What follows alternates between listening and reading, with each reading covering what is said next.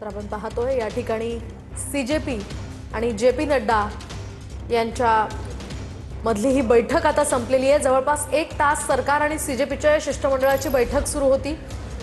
या बैठकीनंतर आता एकूणच आंदोलनावर तोडगा निघालाय की नाही हे पाहणं अतिशय महत्त्वाचं असणार आहे। यानंतर आता सीजेपीकडनं काय भूमिका स्पष्ट केली जाते तेही पाहणं तितकंच महत्त्वाचं आहे। सरकार आणि सीजेपीच्या शिष्टमंडळाची ही बैठक संपलेली आहे। जेपी नड्डा आणि जितेंद्र सिंग यांनी यावेळी सीजेपीच्या शिष्टमंडळाशी चर्चा केली आहे। सौरव दास या ठिकाणी आहेत आणि आशुतोष रांका यांनी या ठिकाणी जेपी नड्डा आणि जितेंद्र सिंग यांच्याशी चर्चा केलेली आहे। त्याचा हा व्हिडिओ सुद्धा सध्या समोर आलेला आहे। जवळपास 1 तास सरकार आणि सीजेपीच्या या शिष्टमंडळाची बैठक झाली।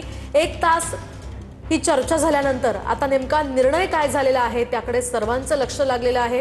त्यांनी महत्त्वाच्या काही मागण्या सरकारसमोर ठेवलेल्या आहे आणि महत्त्वाचं म्हणजे धर्मेंद्र प्रधान यांच्या राजीनाम्यावर आपण ठाम असल्याचं वारंवार सीजेपीकडून सांगण्यात आलेलं आहे।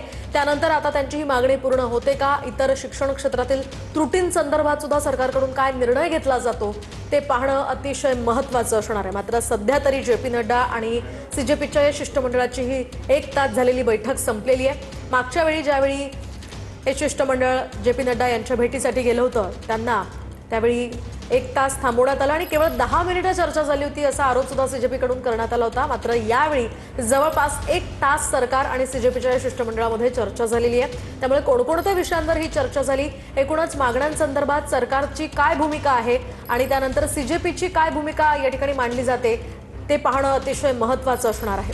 सध्याची महत्त्वाची आणि मोठी बातमी आपण पाहतोय। गेल्या काही दिवसांपासून साधारणतः 35 दिवसांपासून कॉकरोच जनता पार्टीचं दिल्लीतल्या जंतर मंतर या मैदानावर आंदोलन सुरू आहे। सोनम वांगचुक यांनी तब्बल 26 दिवस उपोषण केलं आणि त्यांचं उपोषण काल सुटलेलं असलं तरी सुद्धा आंदोलन या ठिकाणी शांततेत सुरू ठेवा असं त्यांनी आवाहन केलेलं आहे। मोठ्या संख्येनं आंदोलक दिल्लीतल्या जंतर मंतर मैदानावर आहेत आणि आता सरकारशी चर्चा करण्यासाठी सीजेपीचं हे शिष्टमंडळ त्या ठिकाणी गेलेलं होतं आणि या शिष्टमंडळाची आणि जेपी नड्डा आणि जितेंद्र सिंग यांची साधारणतः 1 तास चर्चा झालेली आहे। मात्र धर्मेंद्र प्रधान जे सध्याचे शिक्षण मंत्री आहेत त्यांच्या राजीनाम्याच्या मागणीसाठी सीजेपी ठाम असल्याचं या ठिकाणी सांगण्यात आलेलं आहे। त्यामुळे त्यावर आता नेमका काय निर्णय सरकारचा होतो ते पाहणं अतिशय महत्त्वाचं असणार आहे। महत्त्वाचं म्हणजे विरोधक सुद्धा या सगळ्या पार्श्वभूमीवर प्रचंड आक्रमक झालेले आहेत। तर संसदेच्या पावसाळी अधिवेशनाच्या पहिल्याच दिवशी आंदोलकांकडून संसद भवनापर्यंत जंतर मंतरहून मोर्चा काढण्यात येणार होता आणि या मोर्चाच्या दरम्यान या विद्यार्थ्यांवर आंदोलकांवर लाठीचार्ज करण्यात आला आणि या लाठीचार्जच्या विरोधात सुद्धा देशभरामध्ये संतापाची लाट उसळली। महत्त्वाचं म्हणजे या ठिकाणी देशभरात आत्ता सुद्धा सीजेपीच्या समर्थनार्थ आंदोलनं सुरू आहेत आणि सीजेपीची एक मुख्य मागणी म्हणजे धर्मेंद्र प्रधान यांचा राजीनामा। या राजीनाम्याच्या पार्श्वभूमीवर या बैठकीत चर्चा झाल्याची माहिती आहे। मात्र राजीनाम्यासंदर्भात सरकारचा निर्णय आता काय होतो ते पाहणं अतिशय महत्त्वाचं असणार आहे। दरम्यान धर्मेंद्र प्रधान यांच्या राजीनाम्यासंदर्भात विरोधक सुद्धा लोकसभेत राज्यसभेत आक्रमक होताना पाहायला मिळाले। ज्या दिवसापासून संसदेचं हे अधिवेशन सुरू झालं त्या दिवसापासून आतापर्यंत विरोधकांच्या गोंधळानंतर लोकसभा आणि राज्यसभा तहकूब करण्यात आली आणि आता सुद्धा 27 तारखेपर्यंत लोकसभेचं हे कामकाज तहकूब करण्यात आलेलं आहे। विरोधकांनी प्रचंड आक्रमकतेनं हा मुद्दा दोन्ही सभागृहांमध्ये मांडला आणि धर्मेंद्र प्रधान यांच्या राजीनाम्याची मागणी केली। आता मात्र सरकार आणि सीजेपीच्या शिष्टमंडळाची 1 तास बैठक झालेली आहे। 1 तास चर्चा झाल्यानंतर आता सरकार आंदोलनासंदर्भात तोडगा काढण्यावर यशस्वी ठरतं का ते पाहणं अतिशय महत्त्वाचं असणार आहे।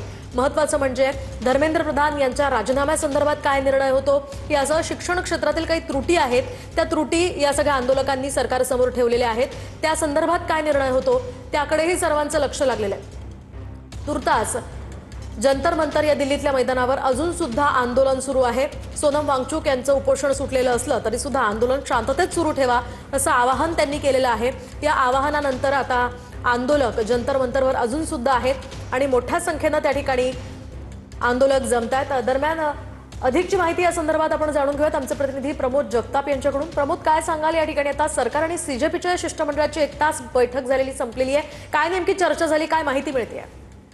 मोहिनी बैठक अजूनही सुरू आहे अशा पद्धतीची माहिती मिळते। काही वेळापूर्वी केंद्र सरकारच्या वतीनं जे पी नड्डा आणि जितेंद्र सिंग आपण दृश्यांच्या माध्यमातून बघतो, हे दोनही प्रमुख नेते या ठिकाणी बैठकीसाठी आलेले होते आणि सीजेपी कडून आशुतोष रांका आणि सौरभ दास हे दोन प्रवक्ते आलेले होते। या 4 नेत्यांची मागच्या 2 तासापासून व्हीपी हाऊस जे दिल्लीतील कॉन्स्टिट्यूशन क्लब ऑफ इंडियाच्या अगदी जवळ आहे त्या ठिकाणी बैठक सुरू असल्याचं बघायला मिळतंय।